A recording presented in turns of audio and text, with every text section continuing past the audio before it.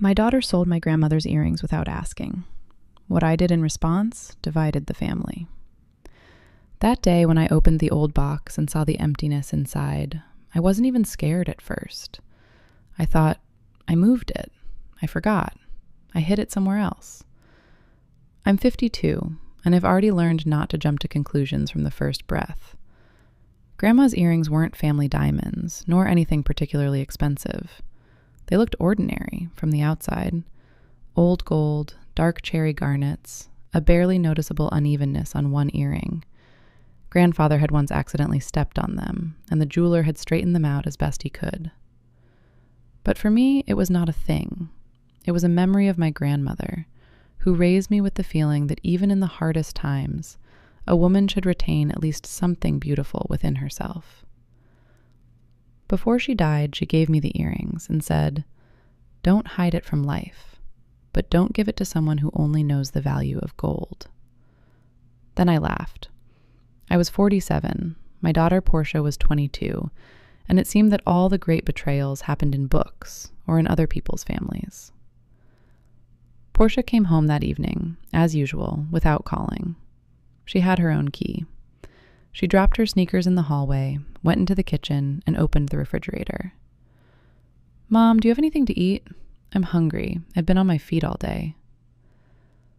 I stood in the doorway and looked at her slender neck, at her hastily pulled back hair, at the familiar gesture from childhood, the way she bit her lip when choosing between a curd cheese and regular cottage cheese. "Portia," I said, "where are the earrings?" She didn't turn around right away, and for that brief moment, I still hoped I was wrong. "What earrings?" "Grandma's." She lowered her eyes. Then she sighed, the way people sigh when they're tired of someone else's principled stand. "Mom, don't start." I felt a chill inside. "Where are they?" Portia closed the refrigerator. "I sold them." The words sounded casual, almost lazy, as if they were talking about an old sweater. I remember that at that moment, a garbage truck drove past the window. Bins rattled. Someone on the street shouted at a child, "Stop!" And I stood in the middle of my own kitchen and tried to wrap my head around a simple phrase. My daughter took something that didn't belong to her and sold it. Without asking, was all I asked. "I knew you wouldn't allow it." That is, yes, without asking. She paused, then said abruptly, "I needed money." "For what?" "It doesn't matter anymore. It's important to me." Portia rolled her eyes, just like she did when she was a teenager, and I asked her where she was before midnight. "Archie's in trouble. He needed to pay off his debt urgently. It's more complicated than you think. If he hadn't paid, his accounts would have been frozen. We're getting married in 2 months. I didn't want everything to fall apart because of some temporary financial crisis." Archie is her fiancé. Polite, smiling, with the right words and always some project in mind. Sometimes it's a coffee shop, sometimes a delivery service, sometimes we were just a little short of launching. I never liked him, but I kept quiet. Portia didn't choose me. "And you decided that you could take my earrings?" I asked. "Precious stones and jewelry. Mom, not yours, Grandma's, family ones." "That's exactly why you had no right to sell them." She abruptly pushed back her chair and sat down. "You were going to give them to me anyway. You said it yourself. Someday they will be yours. What difference does it make, now or later?"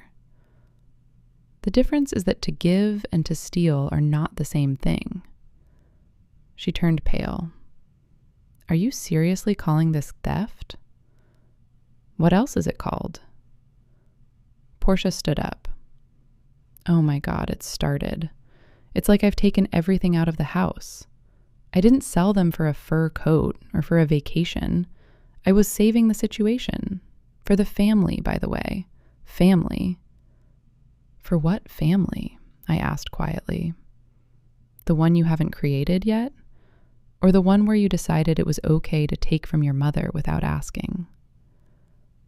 She turned away, crossing her arms over her chest. I thought you would understand.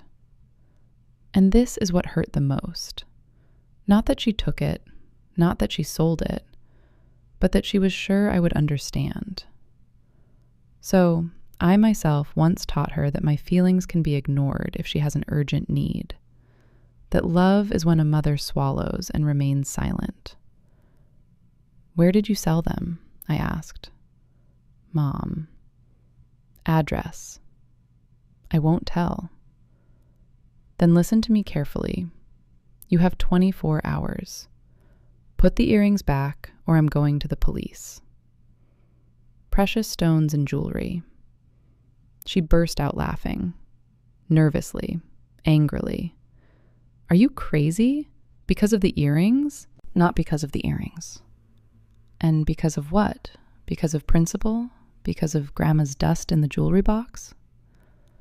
Because my adult daughter came into my house, opened my closet, took something that didn't belong to her, and disposed of it as if it were her own. Portia grabbed the bag. I didn't expect this from you. Me too, I said. When my husband came home that evening, I told him everything. Igor was silent for a long time.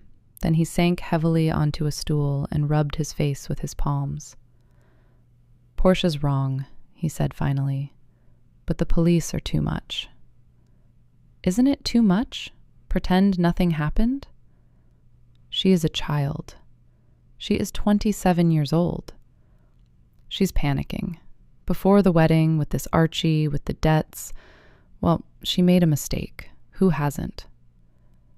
I looked at the man I'd lived with for 28 years, and suddenly I clearly saw why Portia had grown up believing she'd be forgiven for everything. Igor had turned a blind eye to the consequences of her actions his entire life. At school, don't push her, she's sensitive. At college, all young people do stupid things. When she crashed my car and hid it for 2 days, the main thing is she's alive. When she took out a credit card and didn't tell her, she paid it all back later. Everything came back, except respect. In the morning, Portia didn't come and didn't call. I waited until lunch. Then I took an old photo of my grandmother out of my folder. The earrings were clearly visible in it. Put on my coat and went to the police station. The young lieutenant on duty, having heard my story, at first even asked again, "Do you want to write a statement about your own daughter?" I looked into his eyes and said, "I want to file a theft report. Whether she's my daughter or my neighbor doesn't change what happened." My hands were shaking so much that the signature came out crooked. 3 hours later, Portia called me. "Did you really do this?" Her voice broke. "Are you crazy? The local police officer came to see me." "I warned you." "Mom, you're ruining my life." "No, Portia, you're ruining your own life. Choke on these earrings. Precious stones and jewelry. Tell me where they are." She hung up. Then everything went quickly and dirty, as always happens in families where for years they have become accustomed to not calling a spade a spade. Igor's sister called. "Marina, are you completely petrified? So the girl sold it. She was stupid. Is that why she's going to the police?" My cousin aunt, on the contrary, said, "Family, that's right. If he doesn't understand the words, he'll understand the consequences." Igor spent 3 nights at Portia's. He said she was unwell, that Archie was furious, that his parents thought we were vengeful. Portia wrote me a long message containing the words betrayal, shame, a mother shouldn't do that, and not a single sorry. On the 4th day, the earrings were found. She pawned them, but not the closest one, so I had to run around. When I took them in my hands, I suddenly felt so much pain, as if it wasn't me who had been betrayed, but my grandmother.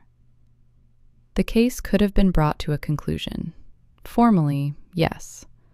But the investigator, a tired man with kind eyes, told me bluntly, "If you like, we can end this stage with a reconciliation. The earrings were returned, but the relationship, you know what I mean." I understood. I understood it very well. I withdrew my application.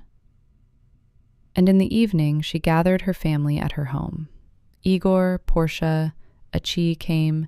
Even my sister Nina showed up to smooth things over. There was a teapot on the table, but no one touched it. I placed the box on the table. "The earrings are back," I said, "and the story doesn't end there." Portia sat pale, her eyes puffy. Archie stared at the floor. Igor was irritated already, like a man forced to choose a side.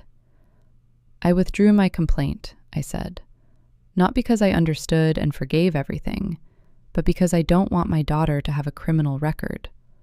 But that doesn't mean nothing happened." "Mom, that's enough," Portia said quietly. "No, that's not enough. Listen. From this day on, you don't have the keys to my apartment." Igor flinched. "Marina, I'm not finished yet. You won't get the money I saved for the wedding either." Portia looked up at me, her eyes so full of disbelief, as if I had hit her. "Are you serious?" "Absolutely. And one more thing. These earrings will never automatically become yours just because you're my daughter. I'll give them to someone who understands the difference between mine and can have. In the meantime, they'll stay in a safe deposit box." Precious stones and jewelry. The room became quiet. Nina was the first to explode. "What are you doing? Punishing is one thing. Humiliating in front of everyone is another." Igor stood up abruptly. "This is already revenge." Archie, who had been silent until then, suddenly said, "Portia wanted the best." I turned to him. "For myself, maybe. For the two of you, maybe. But not for the family." Portia jumped up so abruptly that the chair fell over. "That's enough!" she screamed. "I hope you choke on your memories. Grandma wouldn't have made a circus out of this." "Family." "Grandma," I said, and my voice suddenly became very calm, "would never climb into someone else's closet and call it love." She left, slamming the door. Archie ran out after her. Igor stood there for a second, looked at me as if I were a stranger, and then left too. And so the family was divided. Not good and bad. It was more complicated. Some believed I was obliged to forgive silently because my daughter was sacred and one shouldn't air one's dirty linen in public. Others said I'd done the right thing for the first time in years. But even those who were on my side looked on with apprehension. Who knows what else I might dare call by my name? Portia didn't speak to me for almost 8 months. She and Archie called off their wedding. Not because of me, as I was later told, but because more debts and other unspoken things came to light after the whole thing. Igor returned home, but a different man. Cautious. A stranger in places. We were learning to live again. And then, in November, Portia came. I opened the door and saw that she had lost weight. Her face had matured. This is what happens when a person finally faces the consequences and realizes that the world doesn't have to adapt to their urgency. "Can I come in?" she asked. We were sitting in the kitchen where it all began. She twirled the mug in her hands for a long time, then said, "I didn't come for earrings." I understood. "I thought all this time that you chose the things for me. That since you're a mother, you'll endure everything, Portia said. That I don't have to ask, I can explain later, and that you'll forgive me anyway. It wasn't about the earrings, was it? No, I said. Not about the earrings. She started to cry. I didn't rush to hug her right away. I just sat next to her. Sometimes love isn't about rushing to the rescue. Sometimes love is about pausing long enough for the other person to finally hear where their patience ends. The earrings are still in the safety deposit box. I sometimes take them out, hold them in my palm, and think of my grandmother. I haven't given them to Portia yet. Maybe someday I will. Or maybe they'll go further, to her daughter if she has one. Not as jewelry, as a lesson. Because it wasn't Grandma's earrings that divided our family. We were divided by something else. Some of us believed that kinship gives the right to take without asking, while others believed that kinship does not abolish boundaries.